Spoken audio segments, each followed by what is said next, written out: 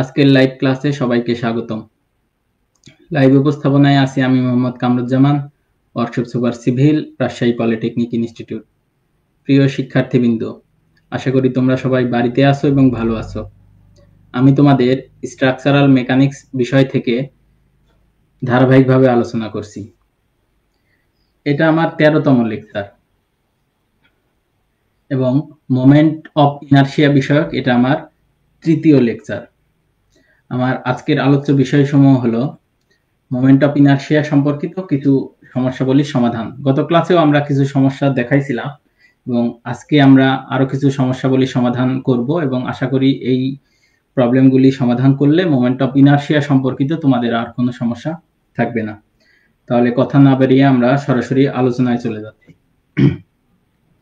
এখানে একটা প্রশ্ন দেওয়া আছে, যে প্রশ্নটি হচ্ছে নিম্নে চিত্রানুযায়ী সেকশনটির মোমেন্ট অফ ইনারশিয়া নির্ণয় করো। টি সেকশন হবে না, তাহলে এই সেকশনটি দেয়া আছে, এই সেকশনের মোমেন্ট অফ ইনারশিয়া নির্ণয় করতে হবে। তাহলে এই কোন কোন অক্ষের সাপেক্ষে নির্ণয় করতে হবে? প্রথমে এখানে প্রশ্নে বলা থাকবে তোমাদের ভরকেন্দ্রগামী অক্ষের সাপেক্ষে, ভরকেন্দ্রগামী ওয়াই ওয়াই অক্ষের সাপেক্ষে, বেজ হতে এক্স এক্স অক্ষের সাপেক্ষে, বেজ হতে ওয়াই ওয়াই অক্ষের সাপেক্ষে। এতগুলি প্রশ্ন তোমাদের একসাথে হয়তো পরীক্ষায় আসবে না, এখান থেকে একটা বা দুইটা পরীক্ষায় আসবে, কিন্তু আমি একটা অঙ্ক নিয়ে প্রায় সবগুলি মানে ভেরিয়েশনে একসাথে আলোচনা করছি, যাতে তোমাদের বুঝতে সুবিধা হয় এবং সহজেই প্রবলেমটা সলিউশন করতে পারো। তাহলে প্রথমে আসো আমরা ভরকেন্দ্রগামী এক্স এক্স অক্ষের সাপেক্ষে প্রবলেমটি সলিউশন করি। তাহলে ভরকেন্দ্রগামী ক্রস সেকশন অক্ষের সাপেক্ষে, তাহলে ভরকেন্দ্রগামী অক্ষ কোনটা সেটা আগে আমাদের চিনতে হবে। তাহলে এই ভরকেন্দ্র, এই যে চিত্রে খেয়াল করো যে মাঝামাঝি কোনো একটা অবস্থায় যাবে। যদি এটা শুধু আয়তক্ষেত্র বা শুধু ত্রিভুজ বা শুধু বৃত্ত হতো, তাহলে আমরা সরাসরি ভরকেন্দ্রটির অবস্থান বলে দিতে পারতাম, কিন্তু যেহেতু এটা একটা কম্বাইন্ড ফিগার, তাহলে এই জাতীয় চিত্রের ভরকেন্দ্র অবস্থান নির্ণয় করার জন্য আমাদের যে ভরকেন্দ্রের যে সূত্র আছে সেখান থেকে আমাদের ভরকেন্দ্রটির অবস্থান নির্ণয় করতে হবে। তাহলে এই দিক বরাবর যদি এক্স এক্স অক্ষ থাকে, তাহলে আমাদের বুঝতেই পারছো এখানে আমাদের ওয়াই বার নির্ণয় করতে হবে। তাহলে ওয়াই বার নির্ণয় করতে প্রথমেই আমাদেরকে যে চিত্রটি দেয়া থাকবে সেটাকে আমাদের প্রয়োজনীয় সংখ্যক চিত্রে ভাগ করে নিতে হবে, অর্থাৎ আমরা জানি এমন অংশে ভাগ করে নিতে হবে। তাহলে এখানে আমরা ভাগ করলে এখানে আমরা 3টা অংশ পেলাম। প্রথমটা একটা আয়তক্ষেত্র, দ্বিতীয়টা একটা আয়তক্ষেত্র এবং তৃতীয় আরেকটি পেলাম একটা ত্রিভুজ।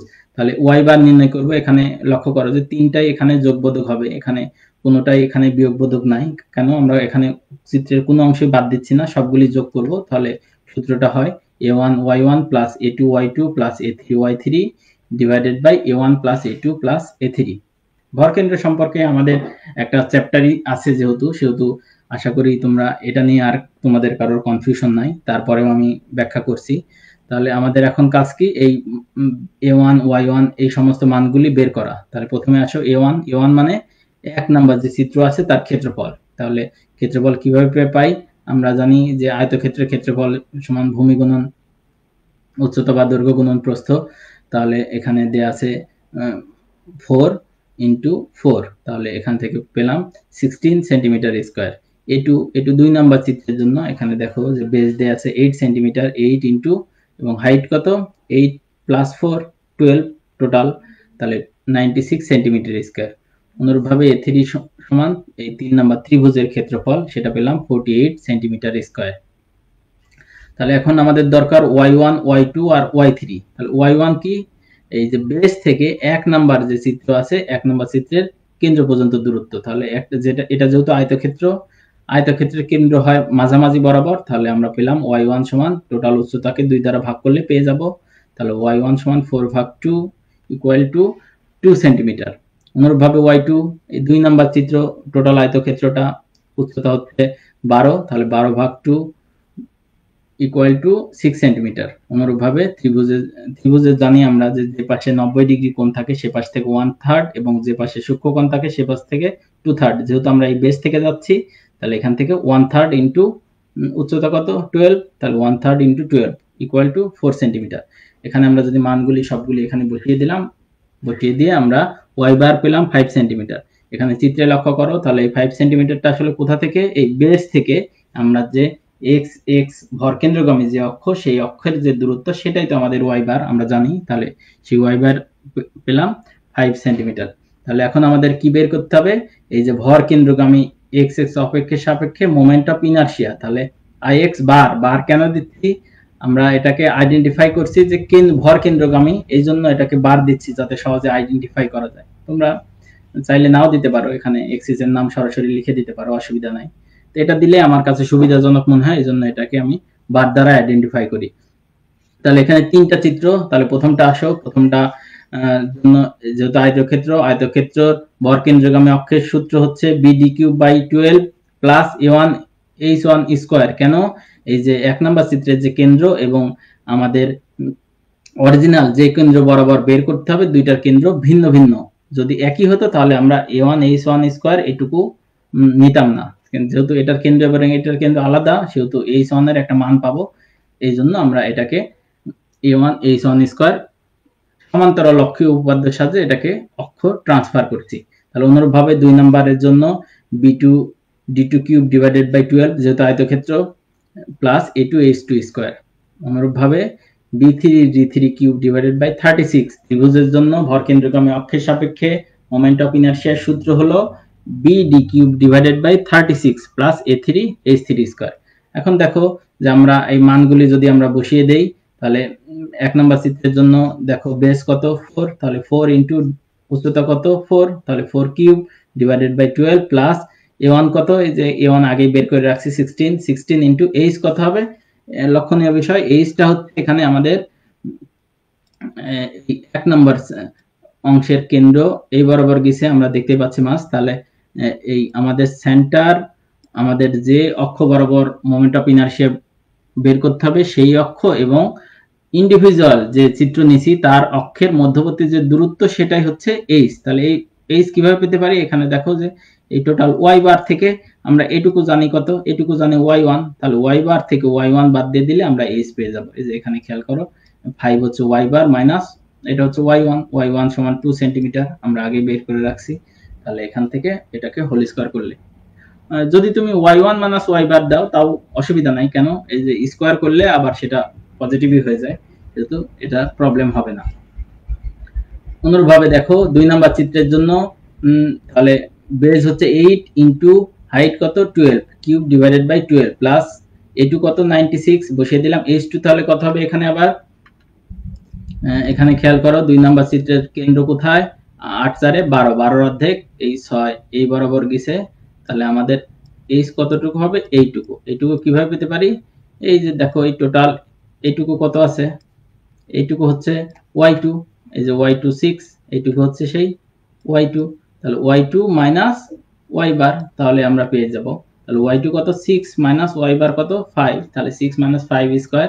তাহলে আমরা পেয়ে গেলাম h2 এর মান। মূলত এই h1 h2 h3 মান বের করলেই তোমার প্রবলেমটা অনেকাংশে হয়ে যাবে। কেন? এই সূত্রটা তো খুব বেশি কঠিন কিছু না, প্রায় সব অঙ্কে প্রায় একই রকম সূত্রই তোমার লাগছে। সেহেতু মূলত h1 h2 h3 এটা একটু খেয়াল করে বের করলে আশা করি এই জাতীয় প্রবলেমে তোমাদের আর কোনো সমস্যা হবে না। তাহলে 3 নম্বরের জন্য bd cube divided by 36 plus a3 এর মান কত 48 এবং ইনটু h3 কত? h3 এখানে খেয়াল করো, তাহলে আমাদের লোকেট করতে হবে কি 3 নম্বর চিত্রের ইন্ডিভিজুয়াল সেন্টার কোথায়? 3 নম্বর চিত্রের সেন্টার কোথায়? 4, আমরা তো আগে থেকেই জানি 3 নম্বর চিত্রের সেন্টার হচ্ছে এই বরাবর গেছে। তাহলে আমরা এখানে দেখো y বার থেকে যদি আমরা y3 বাদ দেই, এটুকু হচ্ছে y3, তাহলে আমরা পেয়ে যাব h3। h3 এর মান কত? এইটুকু হচ্ছে h3। তাহলে সেখান থেকে আমরা y বার কত 5 এবং y3 কত 4, তাহলে সাবট্রাক্ট করে দিলে সেখান থেকে আমরা h3 এর মান পেয়ে গেলাম। তাহলে এগুলি সবগুলি মান মিলে এখন যদি আমরা ক্যালকুলেশন করি, তাহলে এই মান, এটার মান কত 21.33, এটা ক্যালকুলেশন করে পেলাম 144, এখান থেকে পেলাম 1152, এটা 1 থাকে 1 স্কয়ার মানে 1 ইনটু 96 ইকুয়াল টু 96, এটা ক্যালকুলেশন করে মান আসে 384 এবং এখান থেকে আসে 48 এবং ওভারঅল মান পেলাম আমরা 1845.33 সেন্টিমিটার টু দি পাওয়ার 4। এটা কিন্তু লক্ষণীয় বিষয়। মোমেন্ট অফ ইনারশিয়ার একক কি? একক হচ্ছে পাওয়ার 4। আশা করি বিষয়টা তোমাদের মনে থাকবে। তাহলে আমরা এখানে দেখো যে প্রথম অংশের সলিউশন হয়ে গেল। আমরা এখন দ্বিতীয় অংশ সলিউশন করব। দ্বিতীয় অংশ কি? ভর কেন্দ্রগামী ওয়াই ওয়াই অক্ষের সাপেক্ষে। ভর কেন্দ্রগামী ওয়াই ওয়াই কোনটা? এই যে খাড়া বরাবর হবে। তাহলে আমাদের বুঝতেই পারছো, যদি খাড়া বরাবর হয় সেক্ষেত্রে আমাদের এখান থেকে এক্স বার, এই যে এখান থেকে আমরা তো ভর কেন্দ্র মনে আছে অবশ্যই যে আমরা রেফারেন্স এক্সিস সব সময় ধরেছিলাম সব বাম থেকে এবং সব নিচ থেকে। তাহলে এইটুকুর মান কি হবে? এটুকু হবে আমাদের এক্স বার। তাহলে এই এক্স বারটা আমরা এখন নির্ণয় করব যে এক্স বার কত। তারপর আমরা আই ওয়াই বার নির্ণয় করব। তাহলে প্রথমেই আসো এক্স বার কিভাবে নির্ণয় করব? a1 x1 plus a2 x2 plus a3 x3, এখানে তিনটাই আছে, a1 plus a2 plus a3। তাহলে সেই মানগুলি যদি আমরা এখানে বের করি, a1 a2 a3 এই মানগুলি তো আগেই বের করে নিয়েছি, আরেকবার বের করার প্রয়োজন নাই। আমি যেহেতু ইন্ডিভিজুয়াল পেজে কাজ করছি এই জন্য বারবার দেখানো লাগছে, কিন্তু তোমরা একবার বার করবা, সেই মানটা নিয়েই বারবার কাজ করবা। তারপর এখন আসো x1 মান। x1 কি? এই যে x1 হচ্ছে এই বাম পাশের কেন্দ্র থেকে একের এখানে উচ্চতা কোনটা এখন আমাদের? এই বরাবর। তাহলে এটা আছে 4 ভাগ 2। অনুরূপভাবে x2 কত? x2 হচ্ছে 2 এর কেন্দ্র। x2 এখানে একটু খেয়াল করো, x2 টা আমি একটু দেখিয়ে দিচ্ছি। x2 হচ্ছে 2 এর কেন্দ্র কোথায়? 8 এর অর্ধেক বরাবর একটা যাবে, এই 8 এর অর্ধেক বরাবর গেল। তাহলে x2 হচ্ছে এই যে বাম পাশের x2 টা খেয়াল করো, x2 টা হচ্ছে এই কেন্দ্র এখান থেকে, আর এই যে এই কেন্দ্র থেকে এই পরিমাণ দূরত্ব হচ্ছে আমার x2। এখানে দেখো এইটুকু কত আছে? আগে থেকে আছে 4। তারপর এখান থেকে এইটুকু কত? এই 8 এর অর্ধেক। তাহলে 4 প্লাস 8/2 ইকুয়াল টু 8 সেন্টিমিটার। আশা করি বুঝতে পারছো। তাহলে এখান থেকে আমরা x2 এর মান পেলাম। অনুরূপভাবে যদি আমরা x3 এর মান বের করতে চাই, তাহলে এখান থেকে এই পর্যন্ত আগে চলে আসতে হবে। কেন? এই পর্যন্ত তো আমার 3 নাম্বার ফিগারের কিছু নাই। তাহলে এই পর্যন্ত চলে আসলে কিভাবে আসি? এখান থেকে আছে 4 প্লাস এখান থেকে এইটুকু আছে 8 প্লাস, এবং এই পাশে 90 ডিগ্রি আছে, এই পাশ থেকে হবে কতটুকু? 1/3 ইন্টু এই দূরত্ব কত? 8। তাহলে 1/3 ইন্টু 8 আমরা টোটাল যোগ করে পেলাম 14.67 সেন্টিমিটার। এখন সবগুলি মান যদি আমরা এখানে বসিয়ে দেই, সেখান থেকে আমরা পেলাম 9.4 সেন্টিমিটার। তাহলে 9.4 সেন্টিমিটার কতটুকু? এই যে বাম পাশের বেস থেকে এই আমাদের ভর কেন্দ্র পর্যন্ত যে দূরত্ব, সেটা কত পেলাম? 9.4 সেন্টিমিটার। তাহলে আই ওয়াই বার কত হবে? অনুরূপভাবে একই, কিন্তু এখন কি হচ্ছে? এখন এই যে ওয়াই ওয়াই এর প্যারালাল যে এক্সিসটা আছে সেটা হয়ে যাবে প্রথমে। তাহলে d1 b1 কিউব আগে ছিল b1 d1 কিউব, এখন হয়ে যাচ্ছে d1 b1 cube divided by 12 একই, plus a1 h1 square plus d2 b2 cube divided by 12 plus a2 h2 square plus d3 b3 cube divided by 36 ত্রিভুজের জন্য a3 h3 square. তার মানগুলি যদি আমরা বসিয়ে দেই, এই যে এখানে d1 এর মান 4, b1 এর যেহেতু এটা 4 into 4, তাহলে যেটাই আগে দাও একই ব্যাপার, 4 into 4 cube divided by 12 plus a1 এর মান কত? 16। তাহলে a1 এর মান 16 ইনটু h1 এর মান কত? h1 এর মান হচ্ছে এখানে আমাদের লক্ষণীয় বিষয় যে 1 নম্বরের কেন্দ্র থেকে আমাদের অরিজিনাল যে কেন্দ্র সের মধ্যবর্তী যে দূরত্ব, সেটাই হচ্ছে আমাদের h1। তাহলে কিভাবে বের করতে পারি? এই টোটাল x বার থেকে x1 বাদ দিয়ে দিলে হয়ে যায়। x বার কত? 9.4, সেখান থেকে x1 কত? 2। এই যে দেখো x1 মান আমাদের 2, তাহলে বাদ দিয়ে দিলাম, সেখান থেকে আমরা h1 এর মান পেয়ে গেলাম। অনুরূপভাবে 2 নম্বর চিত্রের জন্য d2 কত? এখানে d2 হচ্ছে 12 প্লাস 12 ইনটু b2 কত? 8। তাহলে 8 এর উপরে কি আছে? এখানে কিউব আছে। এটা কিন্তু খেয়াল রাখতে হবে, এই কিউব কিন্তু অনেক সময় তোমাদের ছুটে যায়, এটা ছুটে গেলে কিন্তু অ্যান্সার অনেক কম বেশি আসবে। তো এটা কিন্তু একটু খেয়াল করে এখানে বসাইতে হবে। ডিভাইডেড বাই 12 প্লাস এটু কত? 96 ইনটু এই যে এখানে দেখো 2 নাম্বার সেন্টার থেকে, আশা করি এটা এখন বুঝতে পারছো, 9.4 থেকে 2 নাম্বার সেন্টার কত? এই যে x2। তাহলে 9.4 থেকে 8 বাদ দিয়ে দিলে আমরা এখান থেকে h2 এর মান পেয়ে গেলাম। অনুরূপভাবে 3 নাম্বারের জন্য d2 কত? 12, d3 12 ইনটু b3 কত? 8 cube divided by 36 plus a3 এর মান হচ্ছে 48 বসিয়ে দিলাম ইনটু h3 কত?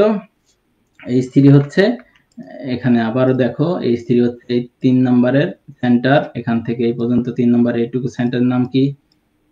x3 থেকে আমরা যদি এই যে এক্স বার এইটুকু বাদ দেই, তাহলে আমরা 3 নম্বরের জন্য যে সেন্টার H3 সেটা পেয়ে যাব। তাহলে এইটুকু মান হচ্ছে আমার H3।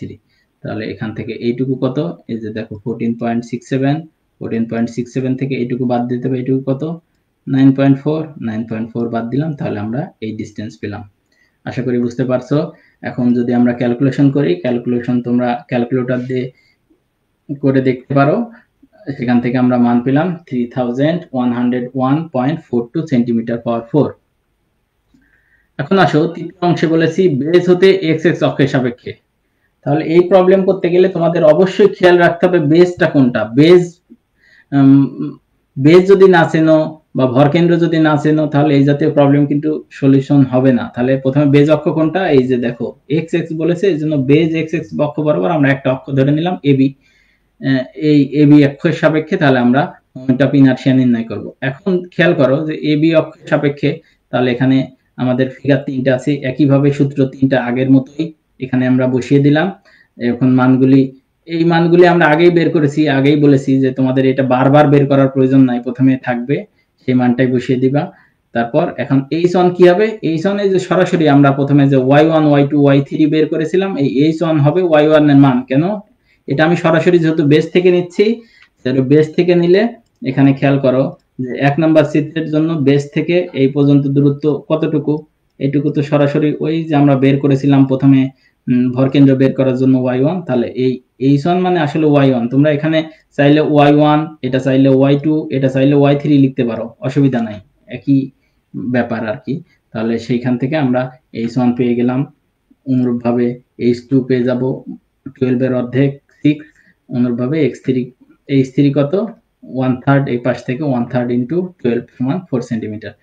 তাহলে এই মানগুলি যদি আমরা এখানে বসিয়ে দেই, এখানে দেখো মানগুলি আমি বসিয়ে দিলাম, বসিয়ে দিলে সেখান থেকে আমরা IAB মানে এই বেজ অক্ষের সাপেক্ষে মোমেন্ট অফ ইনারশিয়া পেলাম 5845.33 সেন্টিমিটার পার 4। এটা দেখো একটা বিকল্প উপায় আছে, এটা আরেকটু শর্টে করা যায়।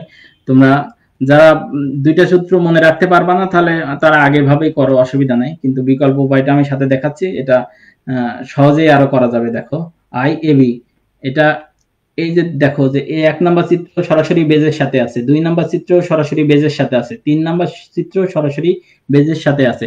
আমরা এতক্ষণ যে সূত্রগুলি দেখেছি সেই সূত্রগুলি হচ্ছে ভরকেন্দ্র অক্ষের সাপেক্ষে, কিন্তু যদি আমরা সরাসরি বেজ অক্ষের সাপেক্ষে বের করে সূত্র জানি, তাহলে কিন্তু দেখো আমার বেস এর অক্ষটাকে আবার সমান্তরাল অক্ষীয় উপপাদ্যের সাথে ট্রান্সফার করার প্রয়োজন হয় না, তাহলে সরাসরি সেই সূত্রটা বসিয়ে দিলেই হয়। তাহলে যেহেতু সরাসরি বেজের সাথে আছে, তাহলে BD3/3, এই সূত্রটা কিসের সাপেক্ষে, আয়তক্ষেত্রের জন্য বেজ অক্ষের সাপেক্ষে সূত্রটা কি BD3/3, আর ভরকেন্দ্র অক্ষের সাপেক্ষে কত ছিল BD3/12। এই সূত্রটা আবার মনে রাখতে হবে যে বেজ অক্ষের সাপেক্ষে BD3/3।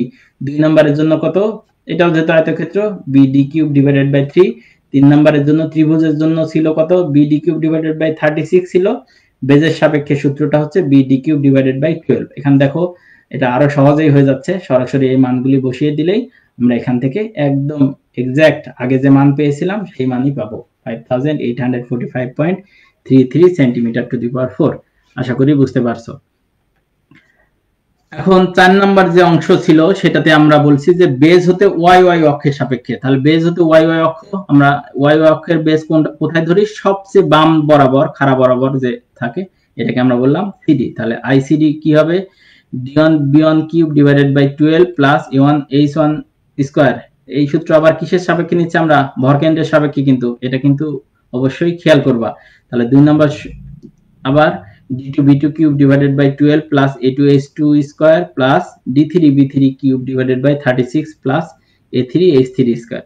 অনুরূপ ভাবে এখানে দেখো a1 a2 a3 আগেই বের করা হয়েছে, আর h1 h2 h3 এর মান কোনটা হবে, x1 x2 আর x3 যে মান আমরা বের করেছিলাম সেটাই। কেন, এখানে সরাসরি যেহেতু বেজ অক্ষের সাপেক্ষে আমাদের এর সেন্টার থেকে বেজ পর্যন্ত এখানে আর বিয়োগ করার প্রয়োজন নাই, সরাসরি মানটাই আমরা পেয়ে যাই। তাহলে সেই মানগুলি যদি বসিয়ে দেই এখান থেকে, আমরা দেখো এখানে h1 এর মান 2 বসিয়ে দিলাম, h2 এর মান 8 এবং h3 এর মান কত 14.67 সেন্টিমিটার। মানগুলি যদি বসিয়ে দেই সেখান থেকে আমরা পেলাম 17,242.03 সেন্টিমিটার পাওয়ার 4। এখন বলতে পারো যে স্যার এটা কি আবার আমরা ওই যে বেজ অক্ষের সাপেক্ষে সূত্র দিয়ে সরাসরি করতে পারবো? হ্যাঁ, সেটা সূত্র দিয়ে সরাসরি করা সম্ভব, কিন্তু এখানে একটা লক্ষণীয় বিষয় দেখো যে 1 নাম্বার চিত্রটা সরাসরি এই বেজ অক্ষের সাথে লেগে আছে, কিন্তু 2 নাম্বার চিত্রটা কিন্তু নাই। সেহেতু 1 নাম্বার চিত্রে আমরা সরাসরি BD কিউব ডিভাইডেড বাই 3 দিয়ে করতে পারবো, কিন্তু 2 নাম্বার চিত্রে BD কিউব ডিভাইডেড বাই 3 দিয়ে সরাসরি করা যাবে না। কেন? এর এক্সিসটা আছে এই দূরে, তাহলে এই এক্সিসটাকে আবার তোমাকে এই অনুরূপভাবে A2H2 দিয়ে ট্রান্সফার করা লাগছেই। যেহেতু আবার ট্রান্সফার করা লাগছে, সেহেতু আমরা প্রথম যে পদ্ধতি শিখছিলাম সেই পদ্ধতি, এটা তোমরা বাসায় ট্রাই করতে পারো যে এটাকে যদি আমরা কিছুক্ষণ আগেই যে বিকল্প উপায়টা দেখলাম সেই উপায়ের সাহায্যে এটা সলিউশন করলে মানটা কত হয়, এটা তোমাদের কাজ থাকলো, তোমরা নিজেরা বাসায় এটা ট্রাই করে দেখবা যে আসলে কত হয়। এখন পরবর্তীতে 2 নম্বর আরেকটি প্রবলেম, যে পদ্ধতিতে সেকশনটির এবি অক্ষের সাপেক্ষে, এখন আর অতগুলি আমরা প্রবলেম নিচ্ছি না, আমরা এখন সিঙ্গেল একটা প্রবলেম সলিউশন করব এবি অক্ষের সাপেক্ষে মোমেন্ট অফ ইনারশিয়া। এই যে এই প্রশ্নের এটা কিন্তু খুবই ইম্পর্টেন্ট একটা প্রবলেম এবং পরীক্ষায় অনেক থাকে, এবং এর এবি অক্ষটা তোমাদের ডিটারমাইন আগেই দিয়ে দিছে, সেহেতু আমাদের এই অক্ষটা কিন্তু আমরা বের করি নাই, প্রশ্নে দেয়াই থাকবে যে এই অক্ষটা কোন বরাবর। এই অক্ষের সাপেক্ষে মোমেন্ট অফ ইনারশিয়া নির্ণয় করতে হবে। এখন খেয়াল করো যে এই অক্ষের সাপেক্ষে মোমেন্ট অফ ইনারশিয়া নির্ণয় করতে গেলে প্রথমে আমাদের ওই একই রকম কাজ, যে আমাদের চিত্রগুলিকে ভাগ করে নিতে হবে 1 2 3, আমরা এখানে ভাগ করে নিলাম, ভাগ করে নিয়ে তিনটা সূত্র। এখন খেয়াল করো যে প্রথম যে অংশটা আছে, এই যে প্রথম যে ত্রিভুজটা আছে, এই সরাসরি দেখো বেজ অক্ষের উপরে আছে, তাহলে আমরা সরাসরি বেজ অক্ষের সূত্রটা বসিয়ে দিলেই কিন্তু, এই যে বেজ অক্ষের সূত্র বসিয়ে দিলেই কিন্তু সুবিধা হয়। তাহলে মোমেন্ট অফ ইনারশিয়া নির্ণয় করতে আমাদের সুবিধা হবে। তাহলে সেখান থেকে আমরা এটা BD cube divided by base অক্ষের সাপেক্ষে ত্রিভুজের জন্য 12, যদি কেন্দ্রের সাপেক্ষে নাও তাও হবে, কিন্তু সেই প্রবলেমটা একটু বড় হয়ে যাবে, এই জন্য আমরা সরাসরি বেজ অক্ষের সাপেক্ষে নিলাম যে BD কিউব ডিভাইডেড বাই 12। 12 কেন? আমরা বেজ অক্ষের সাপেক্ষে নিচ্ছি, যদি কেন্দ্রের সাপেক্ষে নিতাম তাহলে কি হতো 36, এবং সাথে কি হতো A1 H1 স্কয়ার যোগ হতো। H1 কিভাবে পেতাম? এর কেন্দ্র থেকে আবার এটাকে এই দূরত্বটাকে নির্ণয় করতে হতো, কিন্তু সরাসরি যেহেতু আমাদের এক্সিস দেওয়া আছে, আমরা এই জন্য সরাসরি বেজ অক্ষের সাপেক্ষে 12 দিয়ে করে ফেলতে পারছি। তাহলে খেয়াল করো পরে আছে কি, আরেকটা আছে 2 নম্বর অংশে আছে একটা হাফ সার্কেল, এই যে হাফ সার্কেল আছে, এই যে এখানে দেখো এটাও কিসের সাথে আছে? সরাসরি বেজের সাপেক্ষে আছে। এই বেজের সাপেক্ষে হাফ সার্কেলের জন্য সূত্র হচ্ছে পাই d2 টু দি পাওয়ার 4/128। এই সূত্রটা মনে রাখবা বেজের সাপেক্ষে হাফ সার্কেলের জন্য। আমরা তো কেন্দ্রের সাপেক্ষে হাফ সার্কেলের সূত্র মোমেন্ট অফ ইনারশিয়ার প্রথম লেকচারে দেখাইছিলাম, ওখানে দেখবা আছে। এবং তৃতীয় যে অংশটা আছে, তাহলে এটা পাই d2 two the power 4/128। d2 কত হবে? এই যে দেখো পুরো ব্যাস, এখান থেকে এই ব্যাস কত দেয়া আছে? 6 + 6 মিলে টোটাল 12 দেয়া আছে। এই d2 এর মান তাহলে কত হচ্ছে? 12। তাহলে অনুরূপভাবে আমাদের 3 নাম্বার, এই যে এখানে একটা হোল আছে 5 সেন্টিমিটার ডায়ামিটার, তাহলে এটা দেখো বৃত্ত পুরোপুরি সেন্টারেই আছে, তাহলে বৃত্তের জন্য মোমেন্ট অফ ইনারশিয়ার সূত্র কত? পাই d টু দি পাওয়ার 4/64। তাহলে এই মানগুলি সরাসরি বসিয়ে দিলে হয়ে যাবে। এখানে 1 নাম্বার চিত্রের জন্য b1 কত? এই 6 6 12, d1 কত? 81, এই d2 কত? এখানে এই যে দেখো ব্যাস কত দেওয়া আছে? 12, আর d3 কত? d3 এর ব্যাস দেওয়া আছে যে দেখো 5 সেন্টিমিটার। তাহলে মানগুলি আমরা এখানে বসিয়ে দিলাম, বসিয়ে দিলে সেখান থেকে আমরা সরাসরি যে মান পেলাম সেটা হচ্ছে, এটা হচ্ছে IAB হবে, এই দুটা একটু IX বার না, এই দুটো হবে IAB 6310.26 সেন্টিমিটার পাওয়ার 4। তাহলে আমরা IAB পেয়ে গেলাম। এটার উত্তর শেষ, পরীক্ষায় এতটুকুই আসে, রচনামূলক প্রশ্ন অনুযায়ী আসে। তাহলে আশা করি তোমরা এই প্রবলেমটা সলিউশন করতে পারবা। আরেকটা এখন প্রবলেম দেখো, সেকশনটির এবি অক্ষের সাপেক্ষে মোমেন্ট অফ ইনারশিয়া নির্ণয় করতে হবে। এখানে দেখো চিত্রে, তাহলে এখানে আবারও অক্ষটা আমাদের এবি অক্ষের সাপেক্ষে, এবি অক্ষ মানে কি? বেজ অক্ষের সাপেক্ষে এখানে দেয়া আছে, দেখো এই অক্ষের সাপেক্ষে মোমেন্ট অফ ইনারশিয়া নির্ণয় করতে হবে।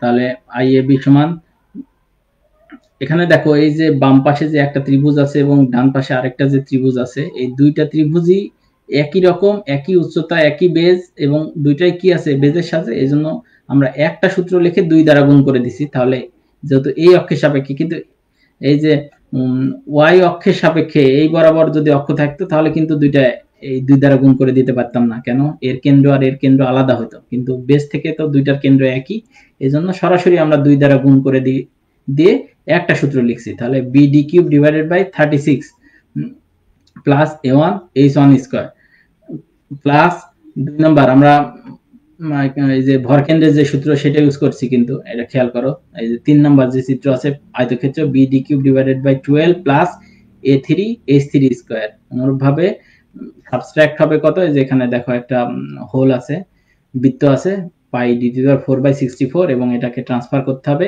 A4 H4 স্কয়ার দ্বারা। তাহলে মানগুলি বসিয়ে দেই। 1 নাম্বার A1 আর A2 কত? একই জিনিস, হাফ গুণন 10 ইনটু হাইট কত? 24 120 সেন্টিমিটার স্কয়ার। অনুরূপভাবে A3 কত? বেস কত? 10 প্লাস 10 20 ইনটু হাইট কত? 24 480 সেন্টিমিটার স্কয়ার। A4 কত? বৃত্ত pi d square by 4, d square এখানে ডায়ামিটার দেয়া আছে 8, pi 8 square divided by 4 50.27 centimetre square. তাহলে আমার লাগবে কত? H1 H2 H3 H4। H1 আর H2 তো একই হবে যেহেতু 2 দ্বারা গুণ করেছি আমরা। তাহলে এখান থেকে এই পাশে যেহেতু 90 ডিগ্রি আছে, তাহলে এখান থেকে হবে 1/3 ইনটু হাইট কত ত্রিভুজের? 24। তাহলে 1/3 ইনটু 24 ইকুয়াল টু 8 পেলাম। H3 কত? টোটাল আছে, এই যে H3 তো সরাসরি অবশ্য দেয়াই আছে, দেখো 12, 24 এর অর্ধেক 12। অনুরূপভাবে H4 ও দেয়া আছে, দেখো বৃত্তের কেন্দ্র থেকে এই পর্যন্ত দূরত্ব 12 সেন্টিমিটার। তাহলে এই মানগুলি যদি আমরা এখানে সরাসরি বসিয়ে দেই, B1 এর মান এখানে 10, হাইট কত? D1 এর মান 24 ডিভাইডেড বাই 36, A1 এর মান 120, এখানে H1 এর মান 8, মানগুলি আমরা এখানে সরাসরি বসিয়ে দিলাম। সরাসরি এখানে যদি বসিয়ে দেই তাহলে আমরা সেটা ক্যালকুলেশন করলে যে মানটা পাই সেটা হচ্ছে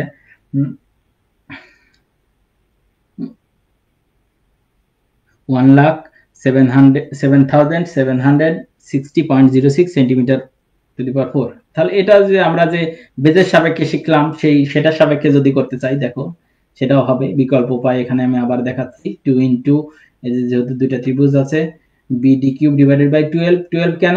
বেজের সাপেক্ষে ত্রিভুজের সূত্র 12 প্লাস 2 নাম্বারটাও এটাও দেখো একদম সরাসরি বেজেই আছে 2 নাম্বার যে আয়তক্ষেত্র, তাহলে BD কিউব ডিভাইডেড বাই 3 আয়তক্ষেত্রের জন্য 3 minus pi d to the power 4/64, কিন্তু এর কেন্দ্র কি এখানে আছে?